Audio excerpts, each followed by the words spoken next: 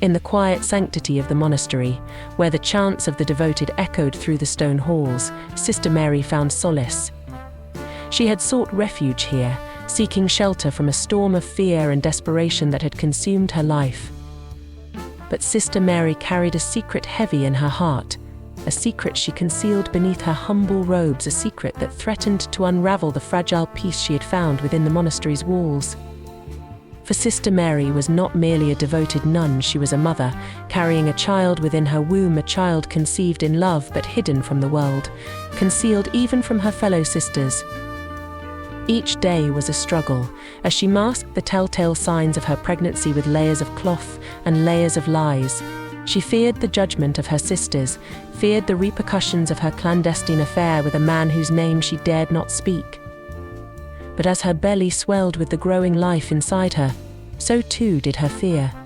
Fear of discovery, fear of abandonment, fear of the unknown future that awaited her and her unborn child. And then, one fateful night, as she labored alone in the darkness of her cell, there came a sharp rap upon the heavy wooden door, a sound that pierced the stillness of the monastery like a dagger through the silence. Sister Mary's heart pounded in her chest as she rose from her bed, her trembling hands reaching for the worn wooden latch. With trembling fingers, she pushed open the door, expecting to face the judgment of her sisters, or perhaps even the wrath of heaven itself.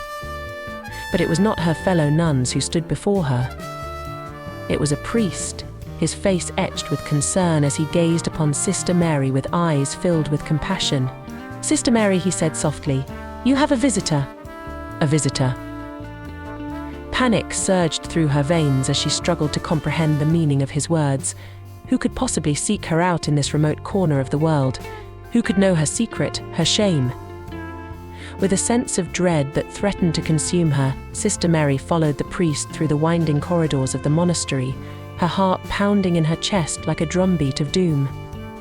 They reached the entrance hall, where a solitary figure stood waiting a courier, his face obscured beneath the shadow of his hood, his hands clasped around a small package wrapped in brown paper and tied with twine. He handed the package to Sister Mary with a nod, his expression unreadable as he turned and disappeared into the night.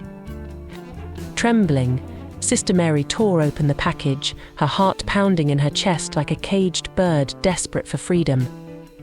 Inside, nestled amidst folds of tissue paper, lay a piece of jewelry, a delicate silver locket, its surface engraved with intricate patterns of swirling vines and flowers.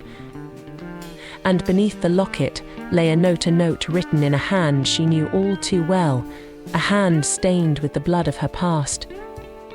"My dearest Mary," the note began, its words dripping with venomous sweetness, "I have found you at last. And now that I have, I will stop at nothing to reclaim what is mine." Sister Mary's breath caught in her throat as she read the words, her hands trembling with a mixture of fear and rage. How had he found her? How had he found her? How had he tracked her to this sacred sanctuary, this haven of peace and prayer? But even as her mind raced with questions, her heart knew the answer. He had found her because he had always known where she would go. He had tracked her because he had never stopped hunting her, never stopped seeking to possess her body and soul. And now, with her secret exposed, with her child's life hanging in the balance, Sister Mary knew that she had no choice but to flee from the safety of the monastery, to flee from the love and protection of her fellow sisters, to flee into the darkness of the night in search of sanctuary once more.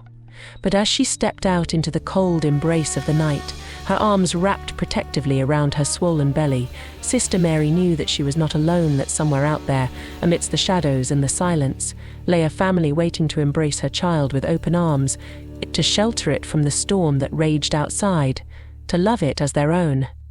And though her heart ached with the pain of separation, though her soul trembled with the weight of her burden, Sister Mary knew that she would do whatever it took to keep her child safe, to keep it safe from the darkness that lurked within her past, to keep it safe from the monsters that haunted her dreams, to keep it safe, always and forever, in the arms of love,